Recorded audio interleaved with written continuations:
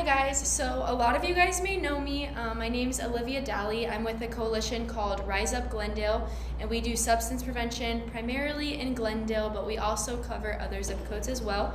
And I'm super excited to be here. I think that community connections are super important, and that's really where we make progress within our communities, is when we use other resources and we help other people out. So today I'm going to be giving a presentation on vaping. A lot of you guys may have heard this presentation. It's a SACLA presentation presented by Stand With Me, Be Drug Free. So what are e-cigarettes? And then could I have actually someone read for me the red part? Do you want to read it for me? So electronic devices that heat a liquid that usually contains nicotine, flavorings, and other chemicals that produce an aerosol or a mix of small particles in the air. Yeah, so most have our battery, a heating element, and a place to hold a liquid. Before I continue, I just want to say that I wanted to present this one because it's personally my favorite presentation because it uses so many colors, and you guys will see some videos later on, and I just love this presentation because it brings out my inner child. So I hope that it does that. I hope that it does that for you guys too, because it helps me learn things in a really fun, like colorful, cool way. So as you can see, there's a highlighter vape, glittery one, looks like lipstick, toys. So who are they marketing to? As you guys can see, they're marketing to kids, right? None of them, they're not marketing to you, right? You know, we're not gonna want a lipstick or a really glittery toy, right? They're marketing to children. So Juul, how many of you guys have heard of Juul? Has everyone here heard of Juul? Hopefully everyone online, you guys have probably heard of Juul. It's a really, really huge vaping company that a lot of us have probably heard of for many years. I remember being in 5th grade the first time I'd heard of Juul, which is really sad because kids as young as 3rd, 4th, 5th grade are hearing of these marketing companies.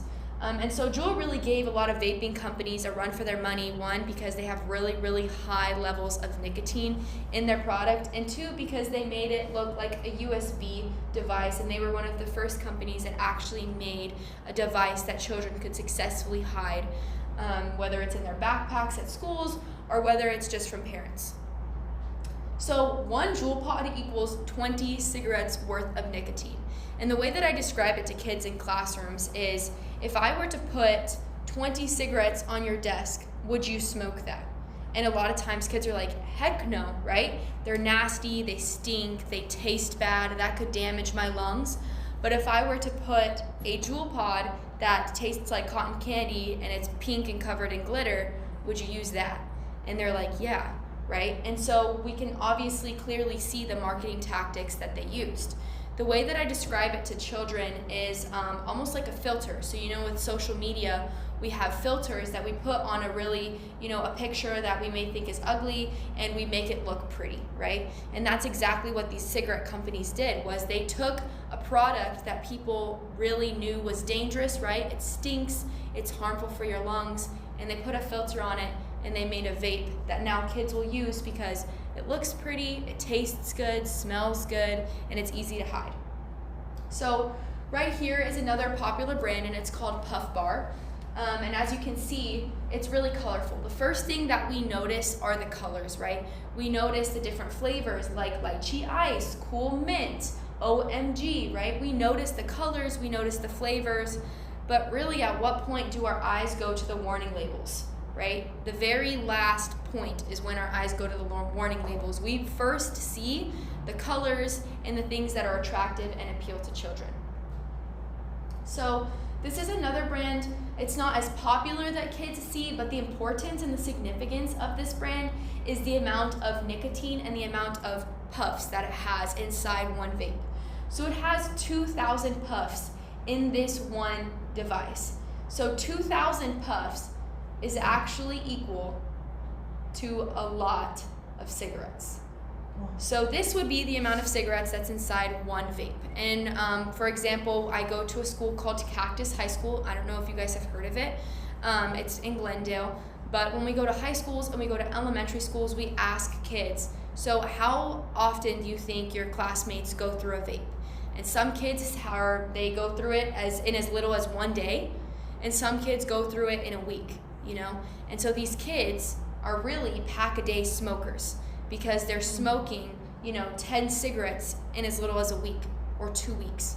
And vapes haven't been, I'm sorry. It's okay. I don't know if you're entertaining questions, but what's the cost difference?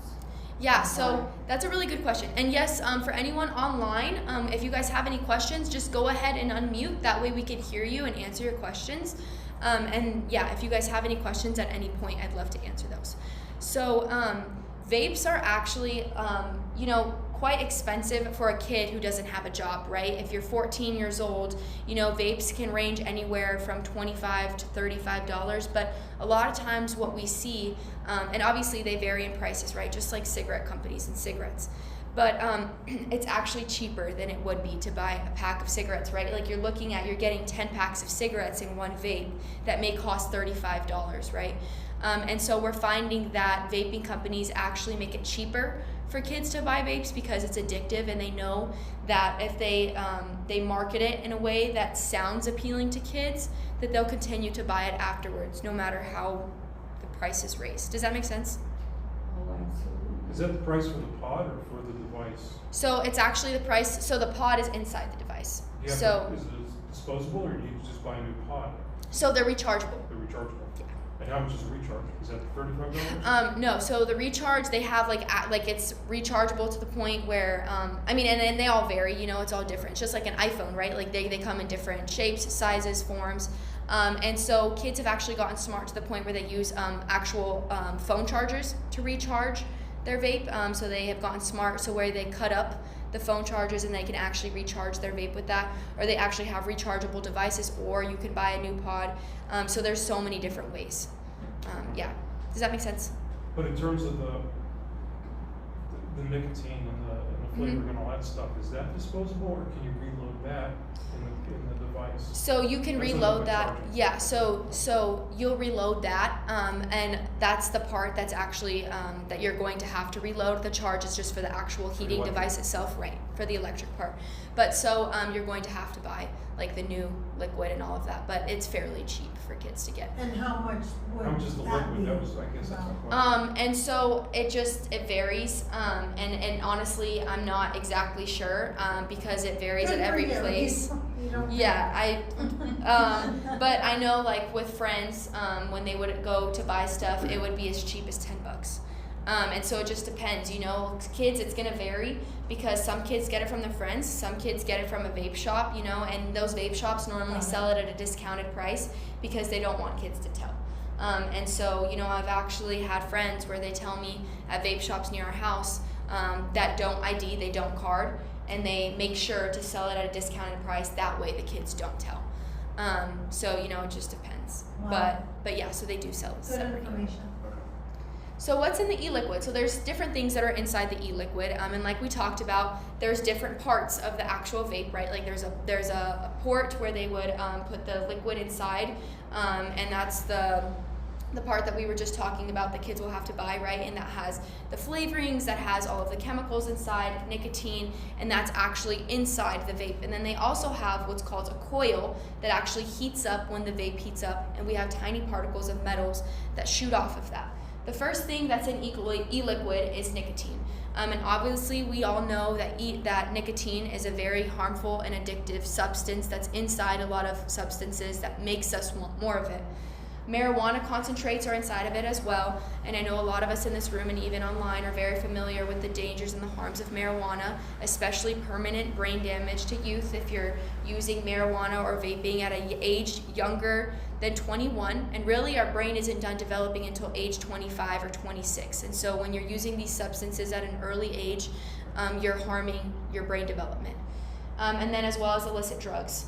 And going off of marijuana really quick, I don't know if you guys have heard of what's called marijuana-induced psychosis, but it's basically schizophrenia and psychosis that's caused from marijuana use frequently at a young age, and even as an adult.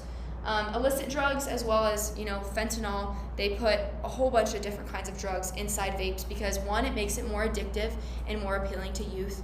And two, if they're getting a vape that has a harmful, more addictive substance in it, then they're gonna want more of it, and that's a really good marketing tactic that they use. But with illicit drugs, we know, all different substances have different harms and dangers, especially fentanyl, which is something that's very prevalent in our community.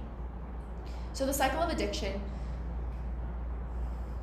the way that I like to describe the cycle of addiction in a way that's easy to understand is, if you think about the best day that you've ever had in your life, right? For some of us, it may be like when our children are born or going to an amusement park for kids.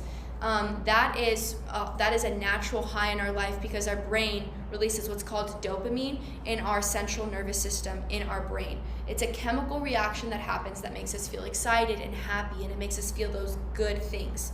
Well, what nicotine does is it goes straight, after you inhale it, it goes straight to your brain. And what it does is it causes a dopamine release in your brain. So a chemical dopamine release, and that makes you feel excited and happy, and it makes you feel good. And so what happens when we use substances that either contain, things that will make us, or chemicals that will make us feel that high, that makes us feel way better than we could have felt when we were sober. And it's just a chemical reaction. It's not real. So what happens if the happiest moment of our life was our children being born, and then we use a substance that creates this high that we will never be able to achieve when we're sober? Well, we start to depend on it, and we want more. And then what happens is you start to have really, you're never going to achieve that same high that you did the first time. So you're going to want to smoke more and more of it to be able to just achieve that same feeling. And what happens is you start to have lower highs, but even lower lows. And that's really how the addiction cycle works. Does anyone have any questions on that? I know it's kind of confusing. Anyone online? Delilia Guerrero from the Maricopa County Tobacco Initiative states that Juul starter kits start around $35, and pod refills are about $4. Yeah, so it's cheap. It's really cheap. And a carton of cigarettes is about $50 probably now. Yeah. I would guess. Yep. Can you guys flip through Thank to the you, next Dahlia. slide? Thank you. And one more. So vaping, it's not just a water vapor cloud. And the reason that they call it vapes is because they want kids to think that it's vapor, right? They want it to think that it's water.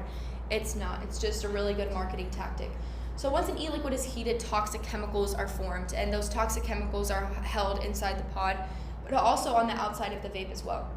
And it can cause inflammation, blood vessel damage, and these toxic chemicals increase in amounts as the temperature of the actual vape and the e-liquid rises. So here are some different chemicals that are inside vapes. If you guys have heard of formaldehyde, it's a possible carcinogen, right? So it causes cancer. Acetaldehyde, acrolein, and there's different things that we talk to kids about as well, like benzene. So, things that we find in our car exhaust, things that we find, like, for example, acetone, like for the women, and you take your fingernail polish off with acetone, right? Who would want to consume that? And when we talk to kids about, the dangers of all of the things that are in here, right? Like we talk about formaldehyde, we use that to embalm dead bodies. And it scares kids, but it doesn't scare them enough to stop. And that's the addiction. Next slide. So particulates. So as I described earlier, inside the vape, there's a coil. And when that coil heats up, and when the temperature rises, that coil, literally like a metal spring, shoots off metal particles. And so there's a whole bunch of different particles that are inside vapes that are both chemical particles, so chemical particulates, as well as metal particulates. And so when you see the cloud of smoke when someone vapes, it's actually not vapor, right? If it lands on your skin, it's not water. And so it's actually an aerosol, which is a cloud of chemicals and particles. Next slide. So toxic metals such as tin, cadmium, lead, mercury have been inside e-cigarettes at levels 2 to 100 times the level that's found in cigarettes, which is pretty scary. So this is one of my favorite activities that I love doing with the youth. So, and I actually brought something really quick. So I will go to classrooms with a spray bottle, and then I also will bring the hairspray. So I'll tell kids, I'll have a spray bottle in my hand, and I'll be like, okay, I need a few volunteers. And kids will come up to the classroom, and I'll be like, hey, is it okay if I spray you in the face with this water? And they're like, what? And so then I do it, and they all laugh, and I'm like, well, are you gonna die? And they're like, no, it's just water. It's not harmful, right? And then I spray the spray bottle, and I show them, that's water vapor, right? It evaporates if it lands on your skin, right? It's not harmful. And then I hide this in the classroom, and I pull it out, and I'm like, okay, so this is the hairspray that I used this morning. And the kids are like, what? Hairspray? And I'm like, come here. And they're like, no. And I'm like, okay, right? This is an aerosol, right? It's a cloud of particles and chemicals. Do you want this on your face? And they're like, no. And I'm like, would you want this in your mouth? And they're like, heck no. And I'm like, well, that's exactly what you're doing when you're vaping, is you're literally inhaling nasty chemicals that are in the form of an aerosol, right? And they're like, we talk about it, so then why do you use it? Well, it tastes good, right? And that's how we lead into the next section about how they use, things like the way that it looks and the appearance, right? And they use marketing tactics as well as the flavoring to mask the nasty chemicals that are inside. So, and this is the activity that we do. So, signs of nicotine poisoning. So, nausea, vomiting, those are some of the least serious. Skin irritation, headache, dizziness, and then the more serious, shallow breathing, slow heart rate, lethargy, weakness, paralysis, coma, and death. And so we have the kids read these out loud. That way they are saying this out loud. Like, these are some of the symptoms. This is what could happen to me. And then here are some interviews that were done with children. Every time I rip Juul for however long, I get a weird stuck feeling in my stomach, and it gives me a light stomach ache. And this is kind of talking about nicotine poisoning, which a lot of kids at school call it Nick sick. And that's how kids refer to it. And then I have kids read this one because they think it's so funny.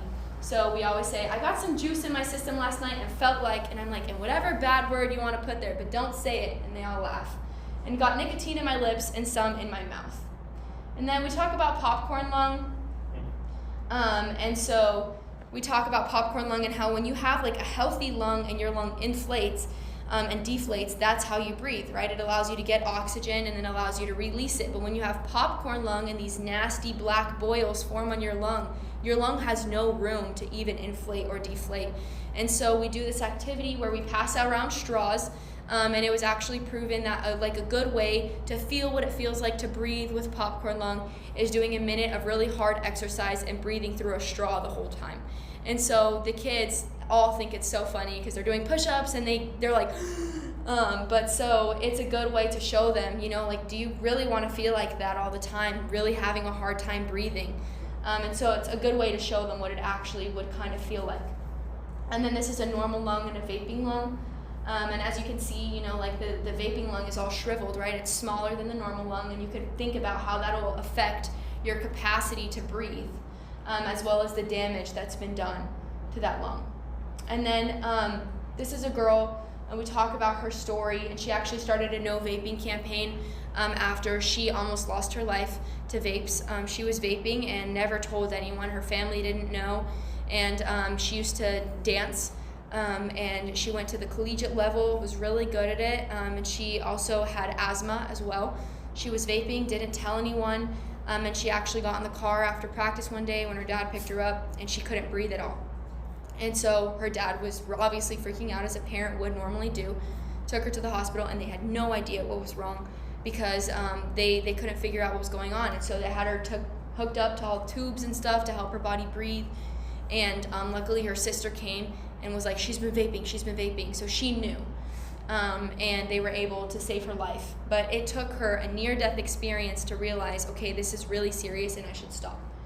So some quotes from her: I didn't think of myself as a smoker, it's just a different kind of smoke. Vaping just makes it seem like nothing, like you're doing nothing wrong. I told every doctor that I went to, just because I'd had such severe issues, I wanted to make sure that vaping wasn't making anything worse. No doctor ever said, maybe you should stop vaping. So her doctors knew and didn't. Now, I don't necessarily crave the nicotine. I don't necessarily crave the weed. It's just craving the act of smoking. So that's been the hardest thing, is staying away from it. I tried it another time and then another time. It's just remembering you don't need it. It's going to kill you. So addiction can go unrecognized. And it's crazy when we talk about kids, about all these chemicals and all this nasty stuff that's inside vapes. It grosses them out, right? But they still don't stop. And that's the addiction talking. So it's not like I'm constantly feeling like I have to do it, but I probably do go to the bathroom once every 2 hours or so to Juul.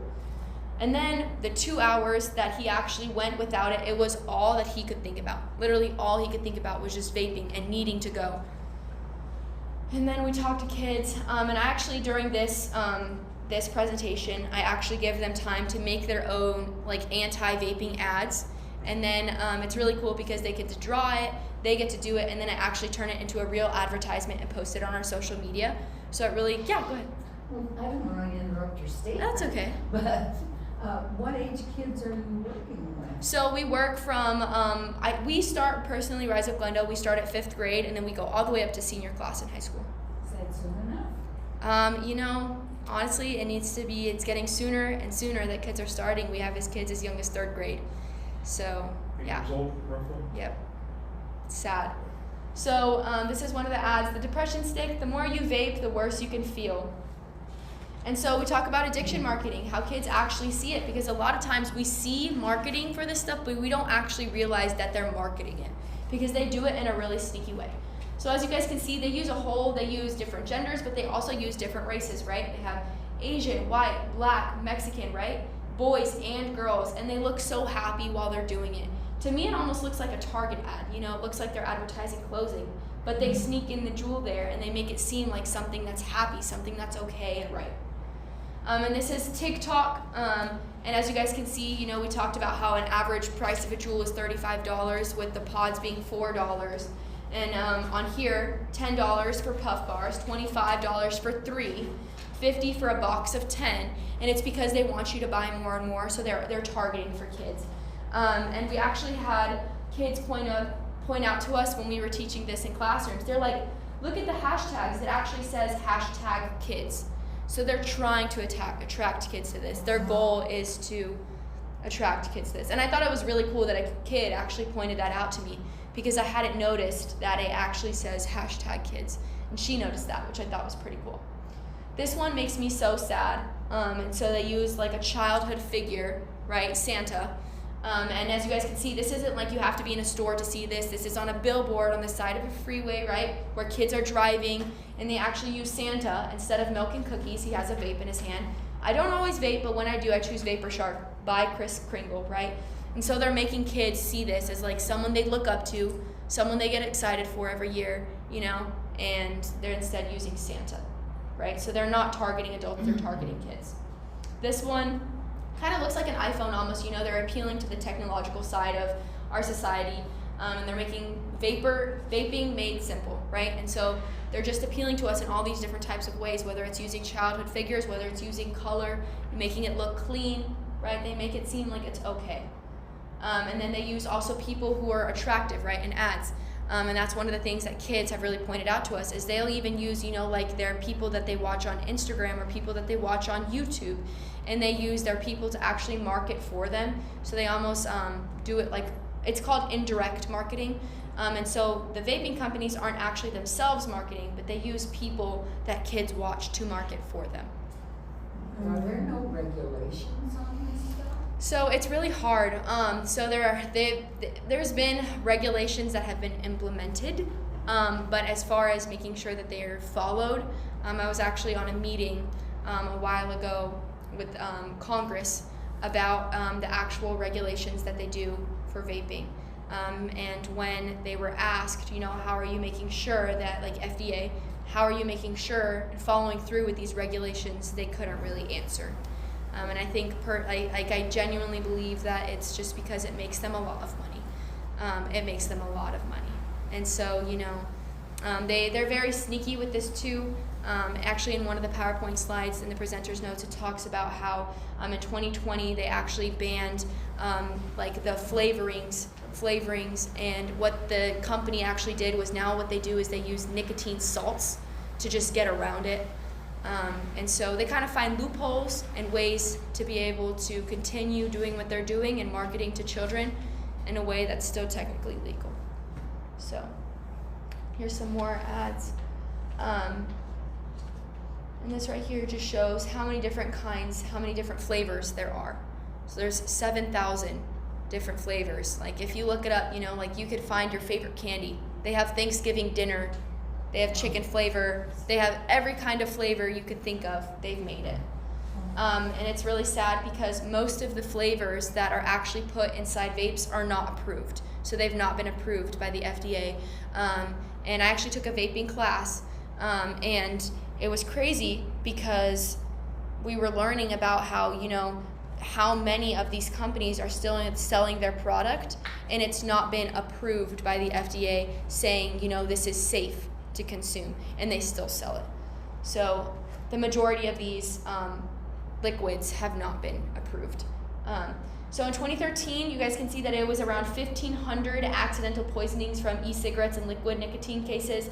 And then in 2022, it actually had gone up to over 6,000. And those are actually the ones that are just reported. So that does not include the people who did not report those accidental poisonings. And it's really scary because you hear of kids who have actually passed away, or animals or little siblings where they actually get the e-liquid juice in their mouth. And if you think about what's inside, we've found, there's been studies that have been found where there's battery acid, they put rat poison, they put all of this nasty stuff in there. So if you think about the difference between, it may be like semi-safe to inhale, right? But if you get that in your mouth, that's deadly. So secondhand vaping, so as you guys can see, there's the kid sitting on the floor and there's the guy vaping, and a lot of times, I don't know if maybe your parents ever taught you, but if someone's smoking, they always taught me to hold your breath, and I still do that to this day. I still hold my breath if someone's smoking near me, but I didn't know that it was real until I started learning about vapes. And so secondhand smoking and secondhand vaping is actually really dangerous for the people around you. So we talk to kids in class hey, if you can't stop for yourself, at least don't do it around your friends in the bathroom, or at least don't do it around your siblings because you're harming them. Knowing what we can do about vapes and considering all the things that we don't know about vapes, like all of the unknowns, why do kids still choose to vape? And it's kind of crazy because we actually ask these kids and they say sadness, loneliness, depression, just to fit in, right? And what they don't understand is it's not helping. It's actually making your depression and your anxiety worse. So what can you do? So with this information, we have a lot of different coalition leaders on here, and even people who have started to be either on staff with coalitions or even just community members that want to help out. Knowing this information, you can, one, keep yourself safe, and two, you can also spread this information, whether it's to grandkids or people at church or in classrooms, or just it doesn't have to be out on the corner preaching it, right? But maybe if you're in the bathroom and as kids, and you see someone vaping, just mention them hey, did you know? And you can spread this information in a way that's not pushy or judgmental, but in a way that's just there to help your community. So that is all that I have for you guys. But I was really happy to have the opportunity to come and talk to you guys and just make connections with people that are also outside of my Glendale community, because this is something that we are struggling with everywhere. So yeah, and then here's some resources in case you guys would like to screenshot those if you're online, or if you guys would like to take a picture. But thank you guys for having me.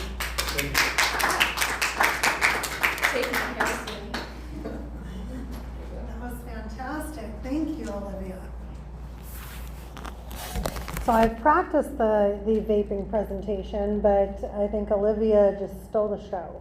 I have a lot to. She's really good. I have a lot to, live up to now.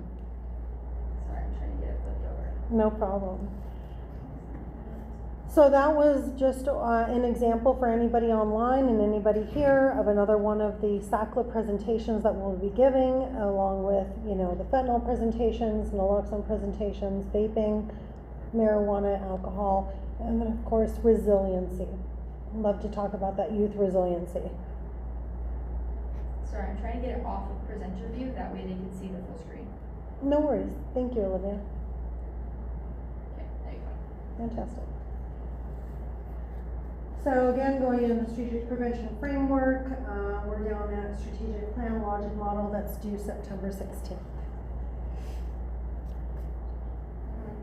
Thank you, Delilah. Yes, thank you for the comments, for sure.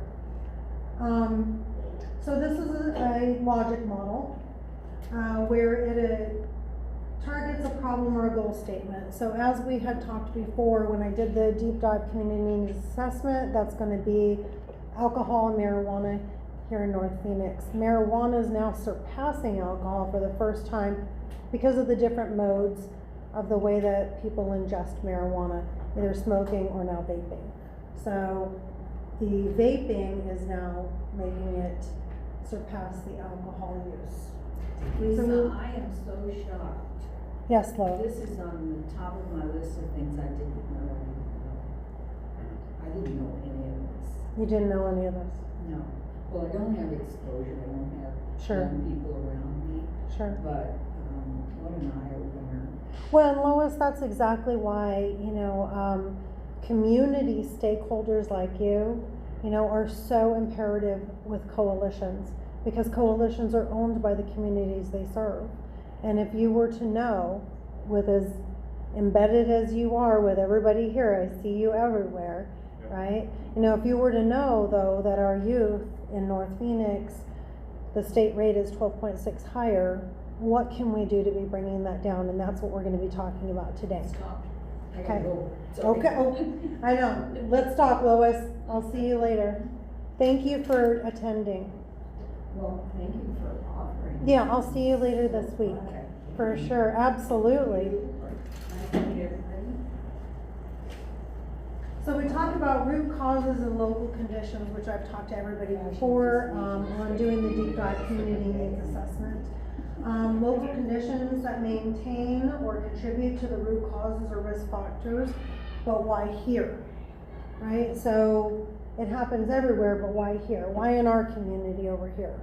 Just like Olivia did with, Brandy and Rise Up. Why there?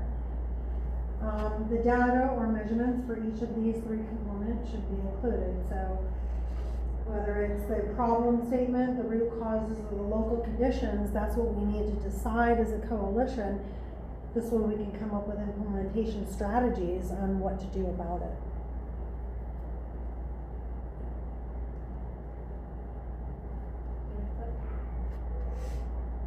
So questions to consider. Which drugs are being used? We already identified alcohol and marijuana are the biggest ones. However, with this state opioid response grant, we know that fentanyl obviously is our biggest problem in the opioid epidemic. So we definitely must be talking about fentanyl and how to reverse an overdose with the life-saving drug naloxone. How are the drugs being used? Examples also are like in red plastic cups, beer bong, shot glasses, through drinking games. How are we identifying that these drugs are being used? How much, how often? So an example, high school students binge drink, and we use the AYS survey that I've discussed before because we can track the last 30-day trend. Who is using the drugs? And where and when are the drugs being used? What is the environment or context which this occurs? Again, so local conditions.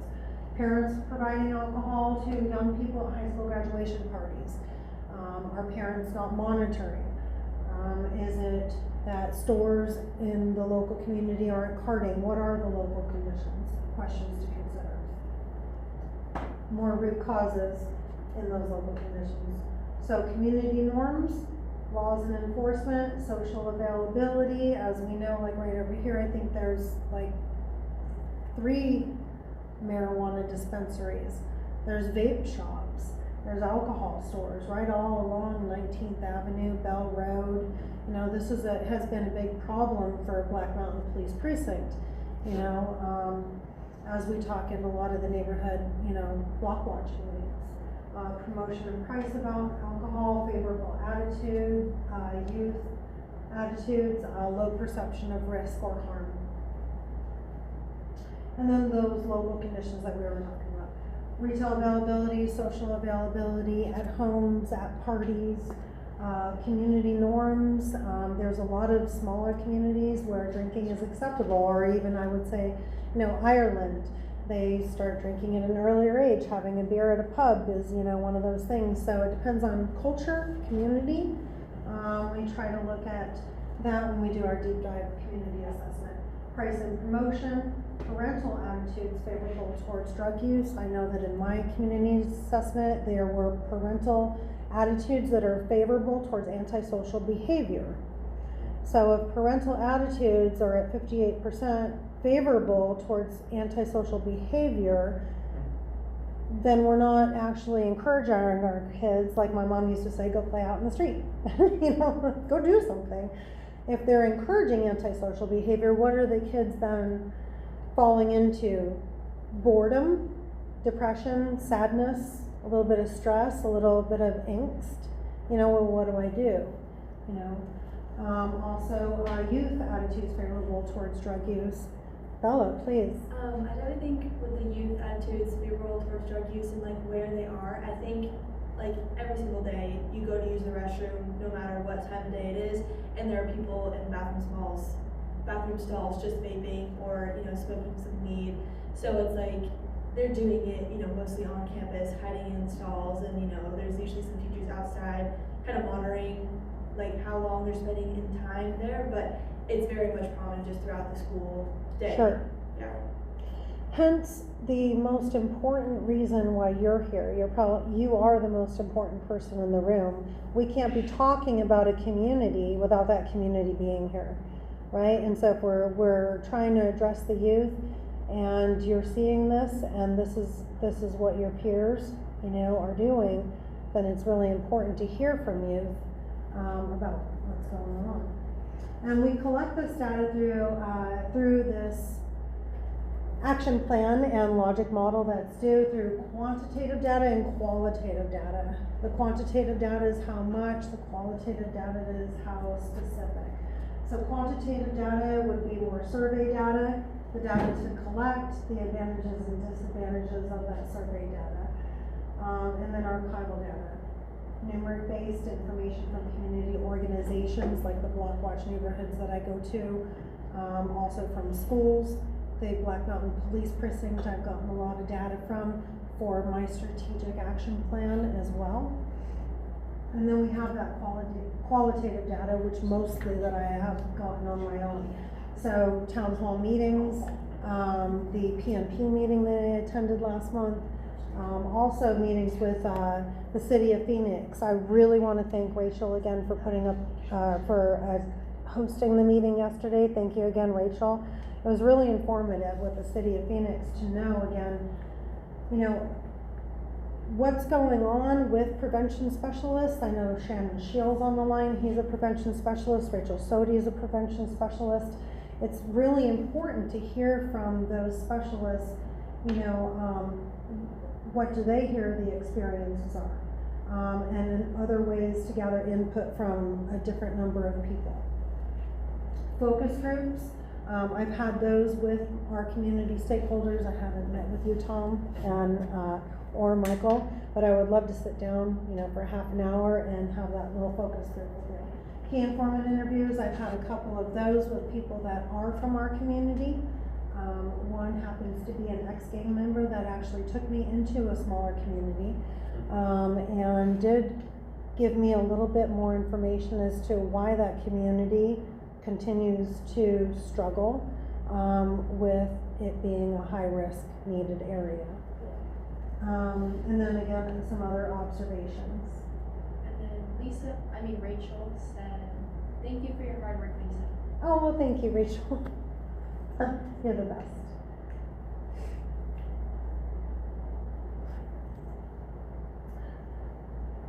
So, and I did this for our Master Sergeant Abbott that's here today with us.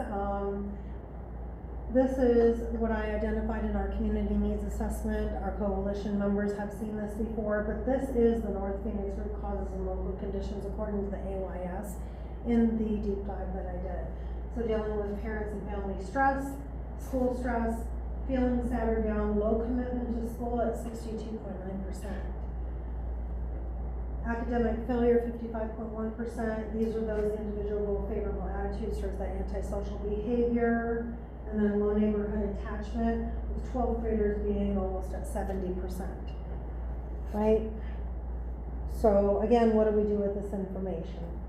This is a sample logic model that I'll be developing as we move forward with the action plan. So for instance, underage drinking, 30-day use, age of onset, favorable parental attitudes, availability of alcohol. That's going to be their community norms.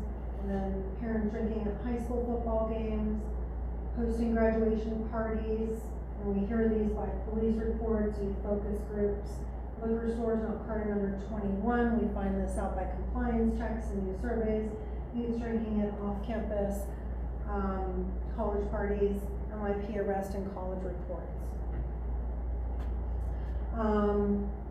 The comprehensive strategies, thank you. The comprehensive strategies would be more, again, what are our strategies to target what we already have found out from the community is happening. If we know this is happening, what are we gonna do about it? Information, build skills, provide support, access barriers, rewards, consequences, physical change, and policy change. So that would be a sample logic model. So next steps, comprehensive strategies. As I've been out in the community this last month, we have,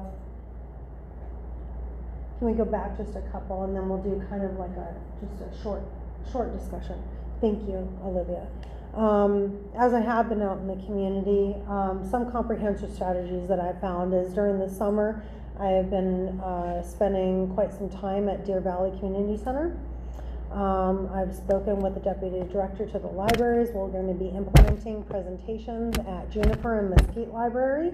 I also came from an Ability 360 building. We're going to be implementing every day there from 3 to 4 our presentations, neighborhood block watch meetings. I already have been asked to provide some education and training for those block watch meetings. 2 charter schools, an online school, Boys and Girls Club, Palomino School, Rivers Church, a teen intensive outpatient program that I have found in our area code 85032. That'd be really great. As well as I have done a lot of door-to-door. So it's interesting because as our political climate is what it is, and there's been a lot of canvassing, I was wondering why I'm not doing that. Why aren't I going door to door and asking if anybody needs some Narcan in the house? Because if they were to go to a pharmacy and didn't have access, it'd be $55. And if they didn't need it, then that's fine, but I'm just out in the community to give Narcan. It's a life-saving opioid overdose reversal drug. And most people do take the free Narcan. And then I also drop off a bag with fentanyl awareness and meth 2.0, as we know. And so I've just been going door to door. And it's been a great way to meet people in the neighborhood, the community, tell them what we're doing, tell them what we're about, and ask what they see kind of going on, so I can get more of those key informant interviews. So that's been really helpful, as well as asking Bella to be here today to meet Olivia and just know a little bit more about what coalition work is so that she can reach people her age, because those are the people that we need to reach.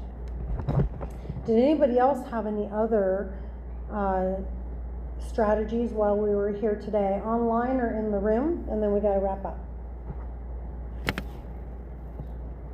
Pretty good? Yes, Tom, I please. can recall when I was in high school, during recess, during breaks, etc., there was a teacher assigned to every restaurant.